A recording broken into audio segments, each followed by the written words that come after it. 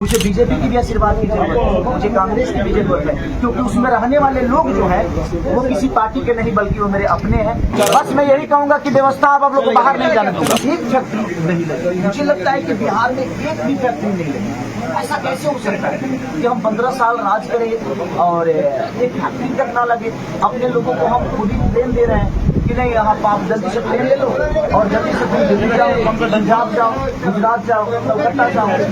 मुझे लगता है कि यार हमें बुलाने के लिए ट्रेन दो ताकि हमारे पास रोजगार रहे, तो हमें जाना ना पड़े। हमें ट्रेन की जरूरत नहीं है, हमें ट्रेन की जरूरत नहीं है, हमें अपने परिवार की जरूरत है। अगर हम यहाँ 15,000 की जाएंगे उसमें से हम 12,000 बचा लेंगे, क्योंकि ना हमें रूम किराया देना है और ना ही हमें राशन खरीदना है।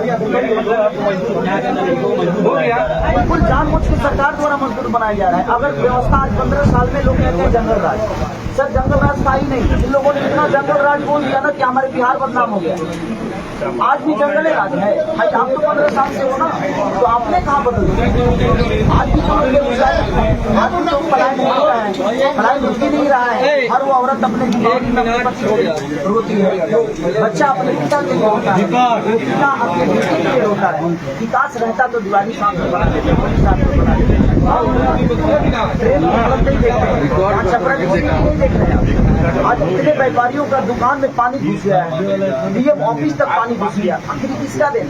कहीं ना कहीं सरकार का ही देन है कि अगर आप बरसात से पहले या अगर ये व्यवस्था आप कर देते तो शायद हमको नहीं लगता है कि व्यापारियों का वो दुकान नुकसान होता, उनका सामान नुकसान होता। उसको किया जा सकता है।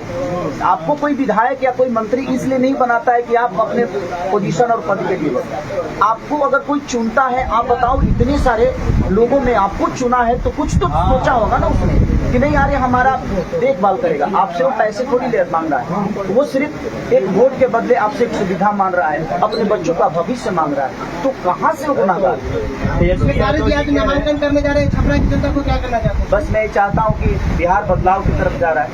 आप लोग बस एक बार बदल के देखिए, अगर लगेगा कि नहीं आपका बेटा सही नहीं है तो मैं नहीं कहता कि अगली बार मुझे बताइए। मैं चाहता हूँ अगर मैं बेहतर नहीं है, और मैं प्रयास हमेशा करूंगा कि जिस तरह मैंने अपने बच्चों का भविष्य बना रहा हूं उसी तरह हमारे छपरा सारण ही नहीं बल्कि पूरे बिहार के बच्चों का भविष्य उनके जिला गृह में ही हो, उनके अपने शहर में हो और अपने माँ बाप के साथ रह के और बच्चे संस्कार के साथ बड़े हो और संस्कार के साथ पढ़े। दिग्गज आपके खिलाफ आएंगे, सबका सम्मान है।